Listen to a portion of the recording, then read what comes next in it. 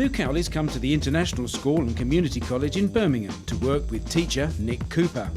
Nick is a graduate in neuroscience and on the Teach First programme, learning to teach on the job. Today, Nick will be teaching a Year 7 science lesson about kidney function and the ethics of transplants.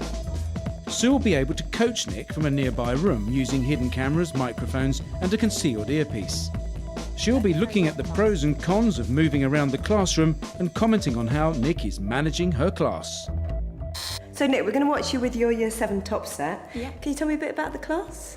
Well, they're quite a nice class. There's 20 of them, 10 boys, 10 girls. Very high ability, especially one of the highest sets that I've actually taught in this school before. Right.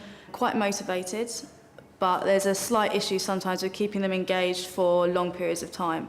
Well, we're really looking forward to it. Brilliant, me too.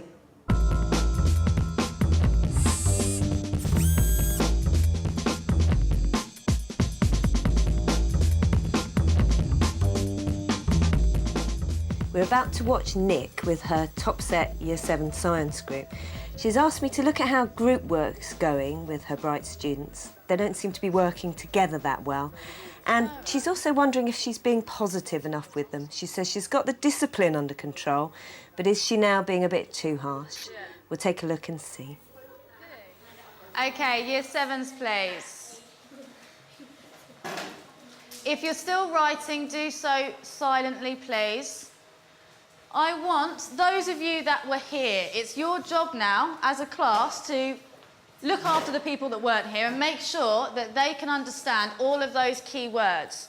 So I want, as in, please, for you to go up and label the solute on that diagram, and I want you to explain in a nice, clear voice what a solute is to the class.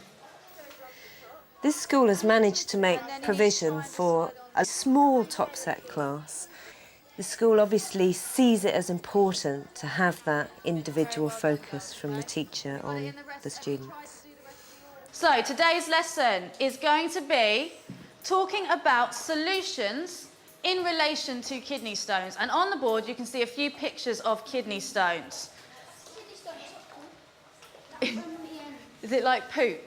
Well, who can remember how the kidney stones are formed? Anyone other than Dowd? We've got a lot from you today. Have a go.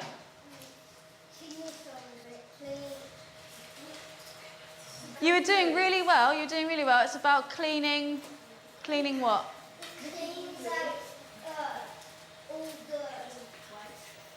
Boys. Nick, if the boys talk over, rather than relating it to them, say, just pause till everybody's listening.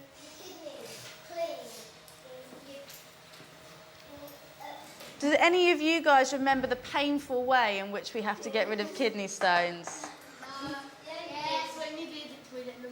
There's a nice sense of humour going on here. She's got a nice sort of humorous relationship going with them. There's more of a probability that you're going to have some problems. If you lose one, when you make it harder for your kidneys to get rid of waste. Yeah, it would do, exactly. Because obviously we want to have 2 fully functioning kidneys. So we're going to be likely to get... Don't call out, please.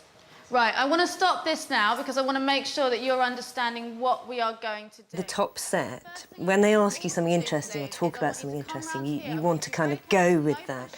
But at the same time, what you don't want to happen is get dragged off track from where you had intended the lesson to go.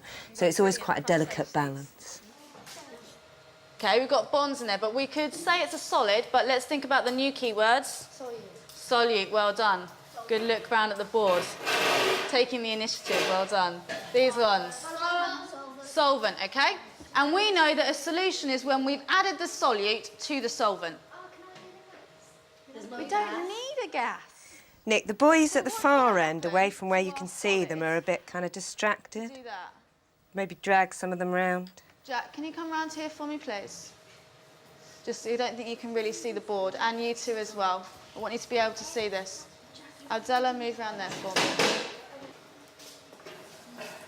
OK, thank you very much. A little bit too much noise there, wasn't there? Now, what we've got in front of us is we've got our human model of a solid and our human model of a liquid. Some of you touching, some of you around. Ah, with your pencil as well, well remembered, Azim. Right. So we're very hands-on here, nice and kinesthetic, getting them up to actually model what she's talking about. Saturated solution is. And the whole point of this is to make sure that you can use those key words that you've written down. So refer back to them for help. Something that I am noticing with Nick is that the camera has to move the whole time to follow her. Now, this is lovely in a way because she's making good use of the space, but there's an extent to which it might be distracting some of the quieter students who like to have a more settled atmosphere. You've got only 2 minutes to have it finished, please, because I don't want the people that have finished waiting around. Yeah.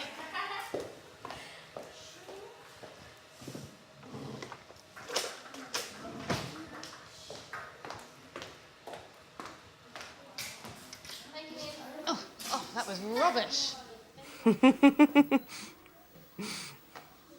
I think we just saw a little bit of the real Nick there. It's this kind of teacher Nick, but occasionally you get a little glimpse, which I think children really love when they see a bit of the real person. You've got 1 minute on whatever you're doing, just 1 more minute.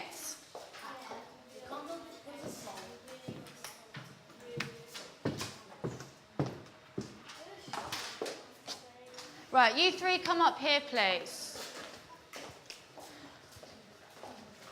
Right, I'm going to sit at the back here. Now, the first thing, what do they need to do? Should they go anywhere near equipment? No. No, why? Like, if they get to that they could help themselves. Okay, so we've got a risk on breakages, but what else? What should... So a bit of risk assessment here, a bit of health and safety before we get started. Go and get yourself some goggles, please. And she's got the children to identify what the risks might be, which is a great way to do it. So, what you have in front of you is something, a whole list of information about kidney stones.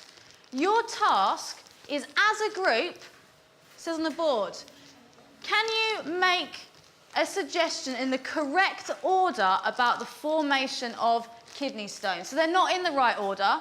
Your job is trying to put them in the right... In a low ability class, you might want to keep things still and calm and quiet, and your body language, your movement around the room can feed into that. But with this top set, she's certainly keeping up the pace of the lesson. Okay, whilst you do that, okay, these are your 6 patients.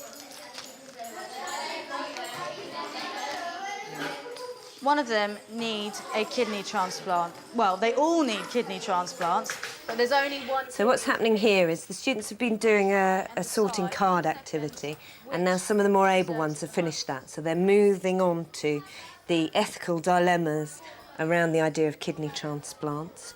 So what Nick's done is she's given them some sort of character studies. Which of these people most deserves the transplant? And she's asking them to talk about that. And what we'll do is after lunchtime, I'll go through with a little bit about what you've missed, okay? Look, miss, number 4. He's 69, never smoked, no drugs, no alcohol, and he's got a renal tumour that requires transplant, and he's got fit to live. Okay, so what are you saying? She's 6 months old. It might look like there's lots of different things going on in this lesson and that the sort of central thread is a bit lost.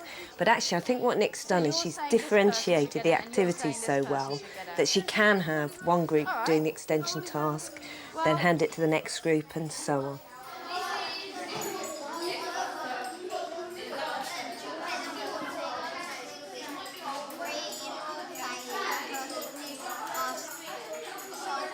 Nick, give those girls a bit of positive reinforcement because they're really on task when she's finished reading that one out.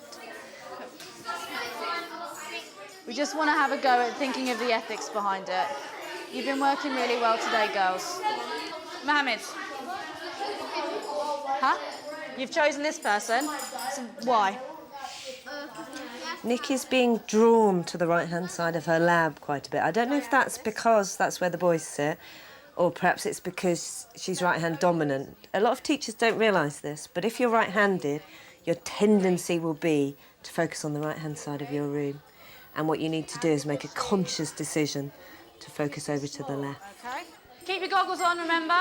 Nick, when you get the whole class together, can you stand completely still and don't kind of go into talking to them until they're ready? You might do a little hand signal, maybe a couple of clicks, clap, everyone looking this way. Okay, year 7s.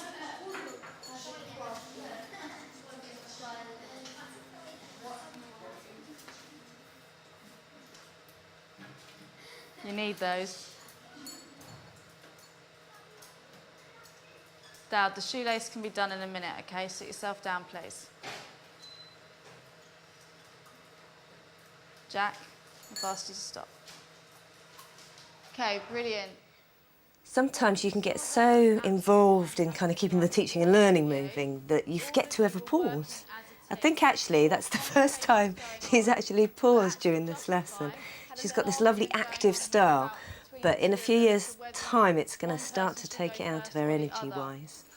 The last thing that we're going to have a look at just before we go to lunch is talking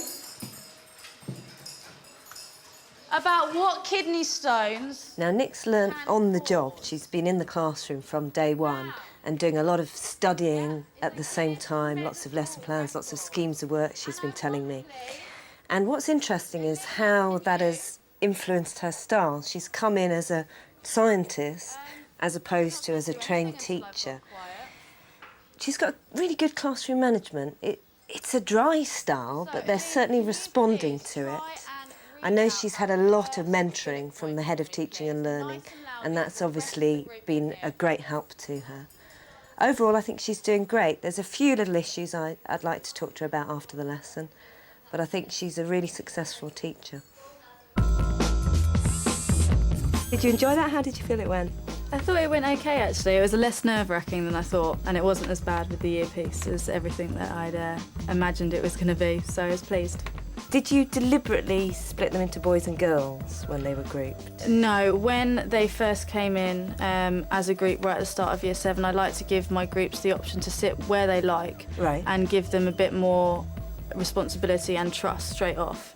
And then what happens is if they do misbehave, I then tend to move them, and I find that works quite well. I've always taken completely the opposite approach, in that I've always assumed from day one that whatever the group activity, there will always be mixed gender, because I think it teaches children a really important lesson about mixing with the other genders, and I think if it's an assumption right from the start, they never think to question it.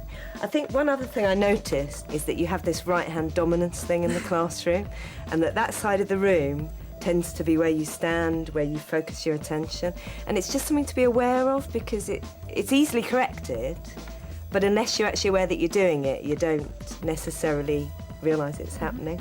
Your movement around the room is amazing, but just sometimes give yourself a break, because by the time you get to 25, you're going to be like on your knees if you keep that sort of pace up. You know, sometimes step back and have a little relax.